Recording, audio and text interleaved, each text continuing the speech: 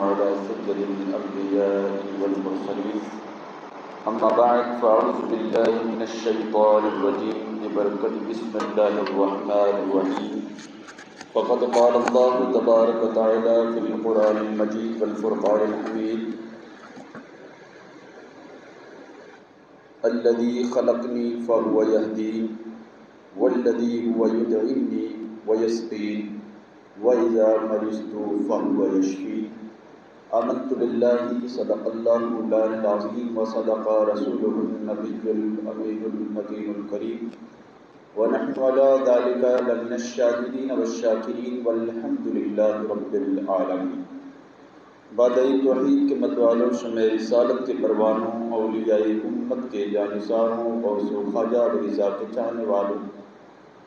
آئیے تلاوت کردہ آیہ کریمہ کے تعلق سے چند عرض و معروضات بیان کرنے سے قبل و بیشتر ہم اور آپ سبھی مل کر اپنے آقا کل کائنات کے آقا و مولا حضور تاجدار عرب و عجم سید عالم روح فدا جان احمد مصطفیٰ محمد مصطفیٰ صلی اللہ علیہ وسلم کی بارگاہ گوربار میں چوم چوم کر درود پاک کا ہدیہ پیش کریں۔ بڑے باواز بلند اللہم صلی علی سیدنا شفیعنا نبینا و مولانا محمد وبارک وسلم صلو علیہ الصلاۃ والسلام علیک سیدی سیدی سیدی یا رسول اللہ صلی علیک یا حبیب اللہ صلی اللہ تعالی علیہ وآلہ وسلم۔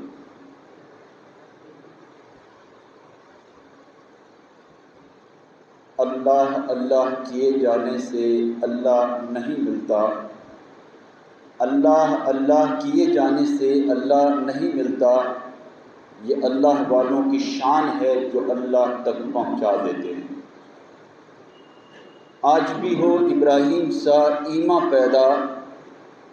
آج بھی ہو اگر ابراہیم سا ایماں پیدا تو آگ کر سکتی ہے انداز گلستاں پیدا۔ معزز سامعین کرام،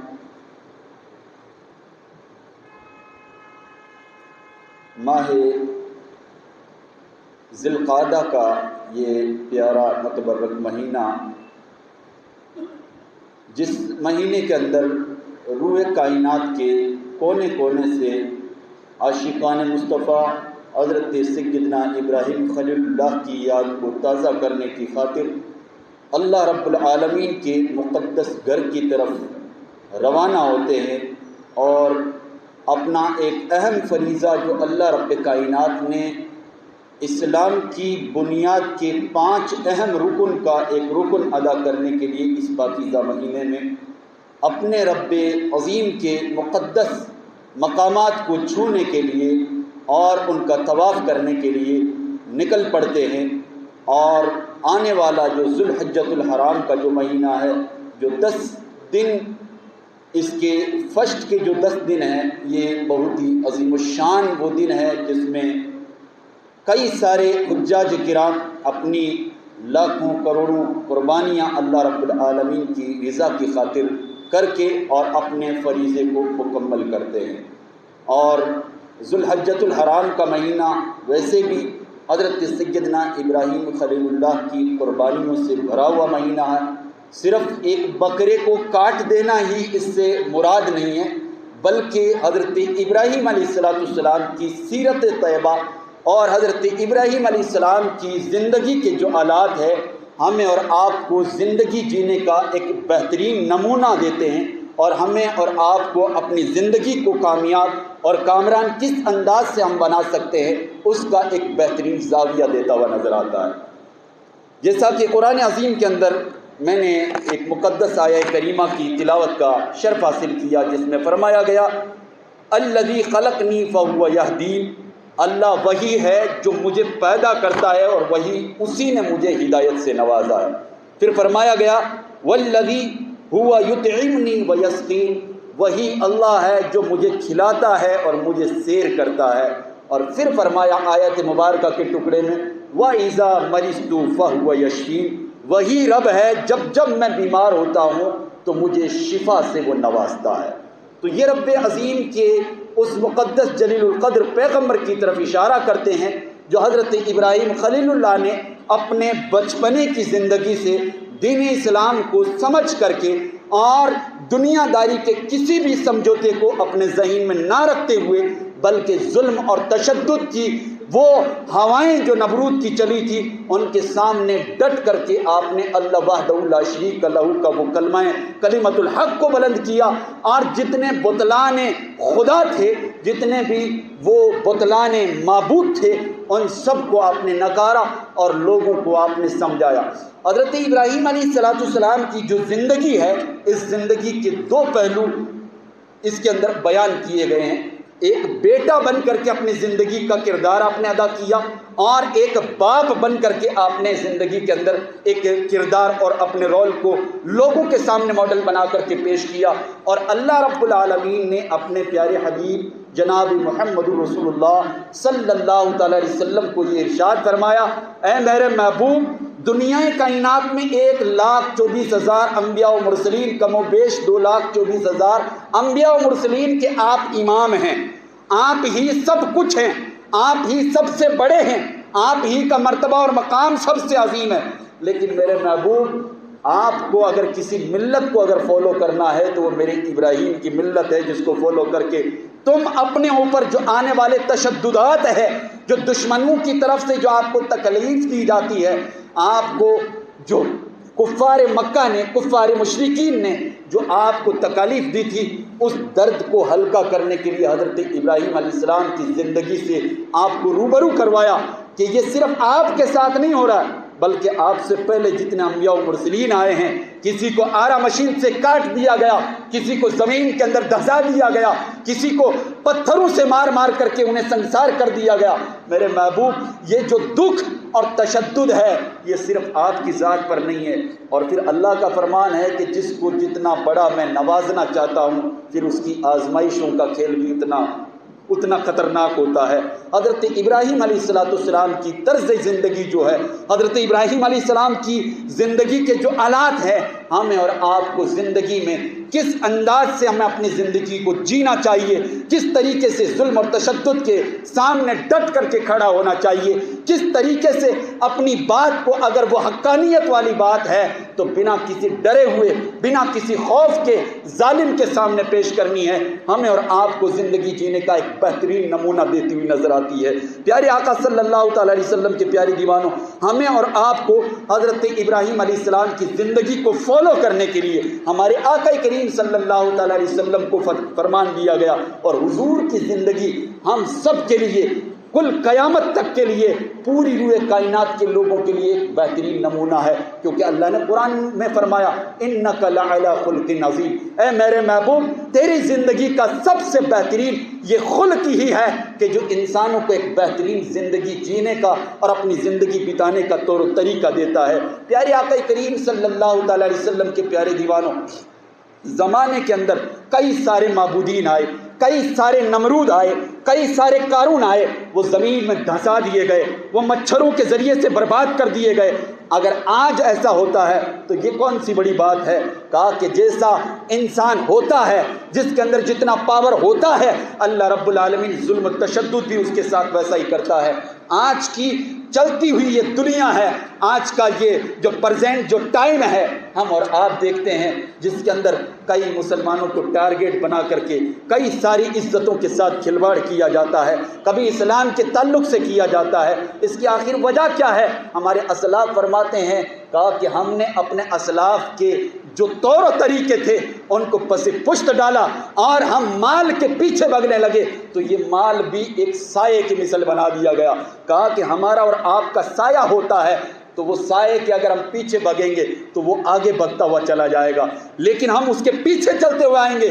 پھر بھی وہ آگے بھگتا ہوا نظر آئے گا۔ نبی کائنات، روح کائنات صلی اللہ تعالی علیہ وسلم فرماتے ہیں کہ آپ صلی اللہ علیہ وسلم نے ایک چھوٹے سے سوراخ سے ایک بہت بڑے بیل کو نکلتے ہوئے دیکھا، ایک نعرے کو نکلتے ہوئے دیکھا کہ وہ نکل تو گیا ہے لیکن واپس گھسنا چاہتا ہے، لیکن وہ اندر نہیں جا پا رہا۔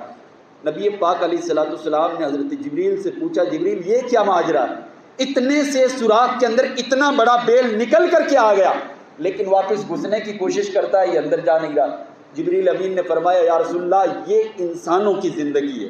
یہ انسانوں کی زندگی ہے، یہ دنیا کے اندر جو جس دلدل کے اندر آ کر کے پھنس جاتا ہے، یہ آنا اور گھسنا تو آسان ہوتا ہے، لیکن اس دنیا کے دلدل سے نکلنا اور اس کے اندر واپس اس سے نکل کر کے نجات پانا یہ بہت بڑا مشکل ہو جاتا ہے۔ حضرت شیخ سعدی رحمۃ اللہ تعالیٰ علیہ یہاں پر اس جملے کو نقل کرتے ہوئے فرماتے ہیں، کہا کہ میں نے دیکھا کہ میں جنگلات کے اندر پھر رہا ہوں، میں نے ایک شخص کو دیکھا چیتے کے اوپر سوار ہوا ہے، سانپ کا وہ اپنے ہاتھ کے اندر عصا لیے ہوئے، چابک لیے ہوئے جو سانپ کا بنا ہوا ہے۔ حضرت شیخ سعدی فرماتے جب میں نے اس کی کنڈیشن کو دیکھا تو مجھے بڑا ڈر محسوس ہوا، تو وہ شخص قریب آ کر کے کہنے لگا، کیا شیخ سعدی ڈر گئے ہو؟ کہا بات ہی ڈرنے والی ہے، تم چیتے کے اوپر جو پھاڑ کر کے انسان کو تباہ و برباد کر دیتا ہے اس پہ تم سوار ہو کے آئے ہو، اور ہاتھ میں تم نے وہ سانپ کو پکڑا ہے جس کے زہر سے ہر انسان ڈرتا ہے۔ سانپ کسی کا سگا نہیں ہوتا ہے،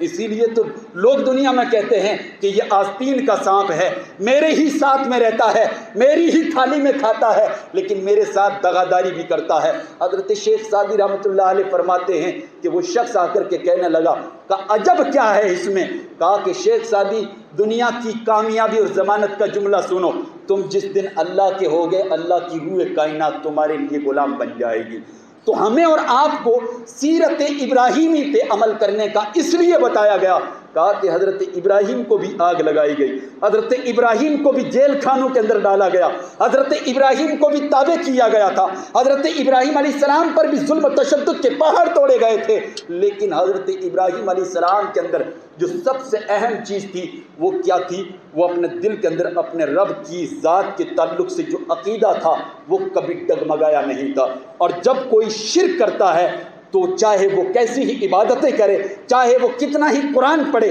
چاہے وہ کتنی ہی بڑی قربانیاں دے دے، لیکن کہا کہ اللہ کی ذات کے سوا جب کوئی کسی کے ساتھ شرک کرتا ہے، اللہ فرماتا ہے زمانے کے ہر گناہوں کو معاف کر سکتا ہوں، لیکن شرک ایک اتنا عظیم اور اتنا بڑا گناہ کبیرہ ہے، اللہ رب العالمین فرماتا ہے کہ میں اس کو کسی صورت میں معاف عطا نہیں فرماتا۔ اللہ رب العالمین نے دنیا کائنات میں نہ جانے کتنے اپنے انبیاء کرام دنیا میں بھیجے، ہر نبی نے اللہ کا پیغام دیا، کلمہ لا الہ الا اللہ کا پیغام دیا، اور جتنے بھی مشرکین تھے انہوں نے سوالات بھی کیے، اور ان سوالات کے اوپر انبیاء کرام علی نبینا علیہ الصلوۃ والسلام نے واپس جوابات بھی عنایت فرمائے۔ حضرت ابراہیم علیہ السلام نے جب اپنے باپ کو حضرت آزر کو جب دیکھا اور کہا کہ آپ بتوں کی پوجا کرتے ہیں، آپ نے اپنی قوم کو دیکھا، کہا کہ آپ ایسے بتوں کی پوجا کرتے ہیں جو بول نہیں سکتے ہیں، جو کھا نہیں سکتے ہیں، جو پہن نہیں سکتے ہیں، جو تمہارا کچھ بگاڑ نہیں سکتے ہیں، جو تمہیں فائدہ اور نفع اور نقصان نہیں پہنچا سکتے، کیا تم ایسوں کو مانتے ہو؟ تو وہ کہنے لگے یہ ہمارے آبا اور اجداد کی روایات سے ہے۔ حضرت ابراہیم علیہ السلام نے پھر واپس ان کا جواب دیا اور دلیل سے جواب دیا، کہا کہ تمہارے آبا اور اجداد اگرچہ جاہل تھے، وہ جانتے نہیں تھے، ان کے پاس ہدایت کا چراغ نہیں تھا، لیکن تمہارے پاس ہدایت کا چراغ آ چکا ہے، تم جان چکے ہو، دودھ کا دودھ ہو چکا ہے، پانی بھی تمہاری نگاہوں کے سامنے ہے، اور علم دین تمہاری گھروں کی دہلیز تک پہنچ گیا ہے، اور تمہارے پاس اللہ کی طرف سے اللہ کا پیغمبر اللہ کا پیغام لے کر کے آیا ہے، کیا تم اب بھی نہیں مانو گے؟ تو وہ کہنے لگے ابراہیم ہمارا دماغ خراب مت کرو، ہمیں اپنے آبا اور اجداد کی روایات کے اوپر چلنے دو۔ لیکن قرآن عظیم نے حضرت ابراہیم علیہ السلام کا، میں نے جس طریقے سے آپ کے سامنے بیان کیا کہ حضرت ابراہیم علیہ السلام کی ملت کو فالو کرنے کے لیے اللہ رب العالمین نے نبی پاک علیہ السلام اور قیامت تک کی امتوں کو اس لیے حکم فرمایا کہ حضرت ابراہیم علیہ السلام نے ایک باپ بن کر کے بھی رول ایسا کردار نبھایا جس کو رہتی دنیا تک اللہ رب العالمین نے قرآن عظیم کے اندر ایک بہترین قصے کے اندر سمیٹ کر کے دنیا کے درس کے لیے عطا فرمایا، اور بیٹا بن کر کے بھی آپ نے اس انداز سے اس اپنے رول کو پیش کیا کہ رہتی دنیا تک لوگوں کو یہ ہدایت ملے۔ جب حضرت ابراہیم علیہ السلام نے تبلیغ اسٹارٹ کی تھی تو صرف گاؤں میں نہیں گئے، سب سے پہلے اپنے گھر میں اپنے والد کو دیکھا اور اپنے والد سے سب سے پہلے کہا کہ آپ ایسا کیوں کرتے ہیں؟ تو حضرت ابراہیم علیہ السلام کو آپ کے والد نے کہا کہ یہ میں آبا اور اجداد سے کرتا ہوا آ رہا ہوں، اور اگر میرا زیادہ دماغ خراب کیا تو میں تمہیں سنگسار کر کے تباہ و برباد کر دوں گا، اس لیے تم نکل جاؤ۔ لیکن قرآن نے یہاں پر ایک خوبصورت جملہ دیا ہے، اور ہمارے اسلاف نے یہاں پر ایک بہترین نقطہ پیش کیا ہے۔ جب کسی انسان کو اس انداز سے، آج بھی دنیا کے اندر بیٹا اور باپ کی لڑائیاں ہوتی ہے. آج بھی دنیا کے اندر کئی سارے رشتہ دار آپس میں لڑتے ہیں، لیکن ہمیں تو ایک تک ایک شوشے تک اپنی انسلٹ برداشت نہیں ہوتی ہے، لیکن وہ حضرت ابراہیم تھے. اسی لیے اللہ نے قرآن عظیم کے اندر آپ کے واقعے کو نقل کر کے دنیا کی رہتی ہوئی دنیا کو اور قیامت کی صبح تک ہونے والے انسانوں کو اللہ رب العالمین نے درس دیا. حضرت ابراہیم علیہ السلام نے جب اپنے والد سے نکلتے ہوئے کہا کہ ٹھیک ہے، آپ میرے پیغام کو نہیں سنتے ہیں، آپ میری بات کو نہیں مانتے ہیں، لیکن آپ خیال رکھیے گا آپ کا یہ بیٹا آپ کے لیے مسلسل دعائیں کرتا رہے گا، اپنی دعاؤں سے کبھی بھی آپ کو محروم نہیں رکھے گا، اور میں اپنے رب سے آپ کی ہدایت کے لیے دعا کرتا رہوں گا، کیونکہ میرا رب میرے اوپر بڑا مہربان ہے. لیکن پھر اللہ رب العالمین نے جب تک آپ کو منع نہیں فرمایا آپ دعائیں کرتے گئے. یہاں پر یہ جو تفصیل کھلتی ہے، وضاحت ہوتی ہے، تو اس واقعے سے یہ ہمارے صوفیاء کرام فرماتے ہیں آج بھی زمانے کے اندر باپ کا کردار چاہے کیسا ہی ہو، چاہے زمانے کا وہ شرابی ہی کیوں نہ ہو، لیکن ایک بیٹے کی جنت کا جو دروازہ ہے وہی ہے. اس کے لیے بہترین کردار یہ ہے کہ وہ اس کے لیے دعائیں کر سکتا ہے، اسے ہدایت کی بات بتا سکتا ہے، لیکن اس کے بیٹے کے لیے جنت کا جو دروازہ ہے وہی ہے. حضرت ابراہیم علیہ السلام نے اپنے والد کے لیے دعاؤں کا سلسلہ آپ نے بند نہیں فرمایا. یہ رول پلے جو آپ نے کیا تھا ایک بیٹا بن کر کے کیا، لیکن آپ نے ایک باپ بن کر کے حضرت اسماعیل علیہ السلام کے ساتھ بھی آپ نے ایک رول پلے کیا تھا، اور جس کا مقصد یہ بتایا تھا. اور آپ نے زندگی کے ہر مرحلے کے اندر آپ نے اپنے بیٹے سے مشورہ کیا. دین کا معاملہ ہو، تعلیم کا معاملہ ہو، چاہے دنیا کا معاملہ ہو، آپ نے اپنے بیٹے کو ہر چیز کے اندر ساتھ میں رکھا. جب اللہ رب العالمین نے حضرت ابراہیم علیہ السلام کو آزمائش کے گھیرے میں جب ڈالنا چاہا، فرشتوں نے آپ کی تاریخ کا یہ بھی واقعہ ہمیں اور آپ کو یہ بتاتا ہے کہ جس انسان پر جیسی آزمائشیں آتی ہے اللہ رب العالمین پھر اسے بلند مقام بھی عطا فرماتا ہے. حضرت ابراہیم علیہ السلام کو اللہ نے مال سے نوازا، دولت سے نوازا. ہزاروں اونٹ ہیں، ہزاروں بکریاں ہیں، ہزاروں آپ کے پاس میں بیل ہیں، زمانے کا ہر ایک مویشی آپ کے پاس میں ہے، اور آپ جنگل کے اندر موجود ہیں. کئی سارے لوگ، کئی سارے خادم آپ کے پاس موجود ہیں. تو اللہ رب العالمین کی بارگاہ میں فرشتوں سے اللہ رب العالمین فرماتا ہے کہ میرا دوست ہے جس کا نام خلیل ہے، ابراہیم ہے. اللہ رب العالمین کے اس فرمان کو سن کر کے فرشتے کہتے مولا قدوس، جس کو اتنا مال زیادہ دیا گیا وہ دوست ہو سکتا ہے، وہ دوستی اپنی نبھائے گا، وہ اپنی وفا نبھائے گا. اللہ رب العالمین نے فرمایا یہ مال کی وجہ سے میرا خلیل نہیں ہے، تم چاہو تو اسے پرکھ سکتے ہو، تم چاہو تو اس کا امتحان لے سکتے ہو،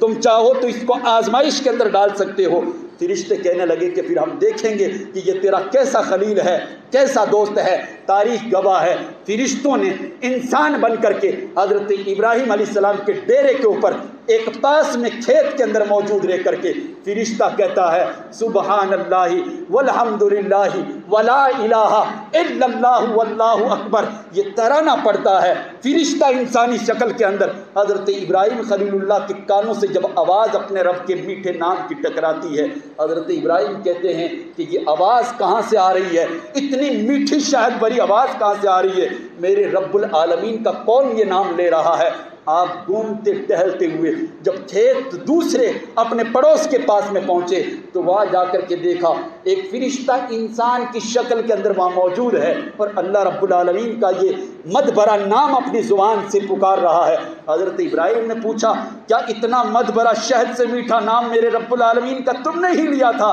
فرشتہ کہتا ہے اے اللہ کے پیغمبر ہاں میں نے ہی لیا تھا. کہا پھر ایک مرتبہ اور کیوں نہیں سنا دیتے؟ وہ فرشتہ کہتا ہے پہلے میں نے اپنی مرضی سے پڑھا تھا، لیکن اب اگر سننا چاہتے ہو تو تمہارا مال لگے گا، تمہارا مال لگے گا. مال آج ہم اور آپ نے یہ کاغذ کے چند ٹکڑوں کو سمجھا ہے، لیکن مال کاغذ کے چند ٹکڑوں کو نہیں کہتے ہیں. مال اچھی اولاد کا ہونا یہ بھی مال ہے، انسان کے پاس اچھی آشائش ہونا یہ بھی مال ہے، انسان کے پاس اللہ رب العالمین کو پہچاننے کا علم ہونا یہ دنیا کا سب سے بڑا مال ہے. اور حضرت ابراہیم علیہ السلام کے پاس وہی تھا. حضرت ابراہیم علیہ السلام نے فرمایا کہا اچھا بولو کیا مال چاہیے تمہیں اپنے رب کا میٹھا نام مجھے سننے کے لیے؟ کہا جتنی بکریاں ہزاروں تمہارے پاس ہے میرے حوالے کر دو تو پھر میں تمہیں نام سنانے کے لیے آ جاؤں گا. فرمایا کہا چلو میں نے حکم دیا میری جتنی بکریاں تم لے لو لیکن مجھے اپنے رب کا پیارا سونا نام سنا دو۔ فرشتہ پھر سے وہ نام سناتا ہے، سبحان اللہ والحمد للہ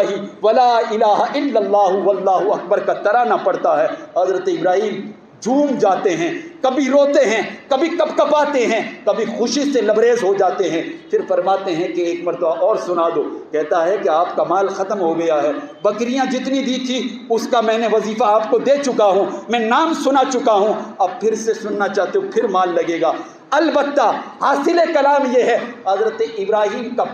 پورا مال وہاں پر حضرت ابراہیم علیہ السلام نے اپنے رب کا پاکیزہ نام سننے کے لیے لٹا دیا۔ اب آپ فرماتے ہیں کہ ایک مرتبہ اور نام سناؤ۔ فرشتہ کہتا ہے میں نے آپ کی بکریاں لے لی، آپ کے اونٹ لے لیے، آپ کی پوری جائیدادیں لے لی ہے، اب تمہارے پاس ہے کیا جو تم مجھے دینے والے ہو؟ حضرت ابراہیم نے کہا اتنا سارا جانور ہے، اتنے سارے اونٹ، گائے، بھینس، بکریاں تمہارے پاس ہے، یہ سب چرانے کے لیے خادم کی بھی تو ضرورت ہے تمہیں، اگر میرے پاس کچھ نہیں ہے تو میرے رب کا پیارا سا کلام مجھے سناؤ، اور یہ ابراہیم تمہاری ان بکریوں کا چرواہا بن کر کے تمہارے ساتھ زندگی گزار دے گا، نہ تم سے پانی مانگے گا اور نہ ہی کھانے کے لیے کچھ کھانا یا روٹی مانگے گا۔ حضرت ابراہیم علیہ السلام کا یہ جب جملہ فرشتہ سنتا ہے تڑپ کر کے اس کی آنکھوں سے آنسو بہتے ہیں، کہتے ہیں ابراہیم میں مان گیا تم اللہ کے واقعتاً خلیل ہو اور اللہ رب العالمین تمہاری دوستی پر ناز عطا فرماتا ہے۔ کاش ہمارے دل کے اندر بھی یہ ایک احساس موجود ہو۔ ہم رسول اللہ سے محبت کے دعوے کرتے ہیں، میں اکثر اور بیشتر کہتا ہوں رسول اللہ کے نام پر کٹنے کے لیے تیار ہیں، مرنے کے لیے تیار ہیں، لیکن رسول اللہ کی یہ پیاری سنت ہے اس کو زندہ کرنے کے لیے ہم تیار نہیں ہیں۔ رسول اللہ کی آنکھوں کی ٹھنڈک جو نماز ہے اس نماز میں ہمیں آنے کا دل نہیں چاہتا ہے، پھر یہ کھوکھلی محبتوں کے دعوے ہمارے یہیں رہ جاتے ہیں۔ پیارے آقا کریم صلی اللہ علیہ وسلم کے پیارے دیوانوں، حضرت ابراہیم علیہ السلام کی سیرت ہمیں اور آپ کو بہت کچھ سیکھنے کو، بہت کچھ سمجھانے کو اور اپنے عقیدے کے اوپر ڈٹ کر کے اپنی زندگی بتانے کا ہمیں اور آپ کو درس دیتی ہوئی نظر آتی ہے۔ ہم نے دنیا کے اندر نہ جانے کس انداز سے اپنی زندگی کو گزارا ہے، کس انداز سے ہم اپنی زندگی کو گزار رہے ہیں۔ آج ہمارے اور آپ کے لیے یہ لازمن ہے کہ ہم آج بھی اگر ابراہیم علیہ السلام کی ملت کو زندہ رکھیں، آج بھی رسول اللہ کے دین کی رسی کو اگر مضبوطی سے پکڑے، تو کہا کہ بھیڑیے دنیا میں آتے جائیں گے، زمانے کے اندر ظالمین آتے جائیں گے، لیکن رب العالمین وہ ہے کہ تمہاری ہر حال کے اندر تمہارے ساتھ رہے گا۔ اور اس مثال کو سمجھانے کے لیے ہمارے اسلاف نے حضرت امام اعظم ابو حنیفہ کے دماغ کی داد دیتے ہوئے یہ بات لکھی ہے اور کہا ہے کہ زمانے میں کئی ایسے آئے ہیں، صرف نمرود ہی نہیں تھا، آج زمانے کے اندر گنے تو کوئی گنتی نہیں ہوگی، اتنے نمرود پیدا ہیں۔ آج دنیا کے اندر اتنے قارون موجود ہے جو خدائی کا دعویٰ کرتے ہیں۔ کہ حضرت امام اعظم ابو حنیفہ ہم سب کے مسلک کے امام، سب سے بڑے امام حضرت امام اعظم ابو حنیفہ کے زمانے کے اندر بھی ایک گویہ اٹھتا ہے، ایک دہریہ اٹھتا ہے، ایک جاہل اٹھتا ہے اور اٹھ کر کے چیلنج کرتا ہے، کہا یہ اللہ واللہ کچھ نہیں ہے، اللہ کو ماننا یہ سراسر بیوقوفی ہے۔ میں کہتا ہوں کہ یہ نظام ایسے ہی چل رہا ہے، یہ جو کچھ ہو رہا ہے یہ اپنے آپ ہی ہو رہا ہے۔ جب اس بات کو وہ چیلنج کرنے لگا، زمانے کے اندر کوئی کھڑا نہیں ہوا، لیکن حضرت امام اعظم ابو حنیفہ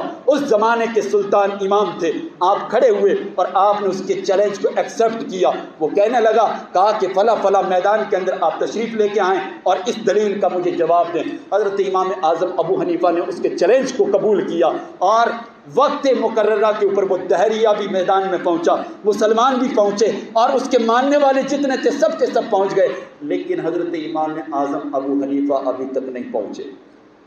نقطہ یہاں پر یہ دیا ہے کہ حضرت امام اعظم ابو حنیفہ نہیں پہنچے تو مسلمانوں کو گھبراہٹ ہونے لگی کہ مسلک کا اتنا بڑا امام جس کو آج جواب دینا ہے کہ اللہ واقعتاً خالق ہے، اللہ ہی مالک القدوس ہے، یہ جواب حضرت امام اعظم سے بڑھ کر کے کون دے سکتا ہے؟ لیکن آپ آئے نہیں ہیں۔ لیکن وہ دہریہ اپنے گمنڈ اور غرور کے اندر آ کر کے کہتا ہے میں نے کہا تھا نا کہ آپ کا امام نہیں آئے گا، کیونکہ وہ جانتا ہے کہ مجھ سے ہار جائے گا۔ لیکن اس بدبخت کو کیا معلوم تھا کہ وہ امام اعظم ابو حنیفہ ہے، مسلک کے ایسے امام ہے جن کے مسلک پر دنیا کائنات ناز کرتی ہے۔ آپ وہ جملہ یہ کہہ ہی رہا تھا کہ وہ ہار جائیں گے اور میری بات کو ماننا پڑے گا کہ اللہ کا کوئی وجود نہیں ہے۔ اتنے میں ہانپتے کانپتے حضرت امام اعظم ابو حنیفہ دوڑتے ہوئے تشریف لے کے آئے اور آپ نے آ کر کے اپنی تاخیر کی معذرت چاہتے ہوئے فرمایا، کہا کہ میں ایک دریا کو پار کر کے آنے والا تھا اور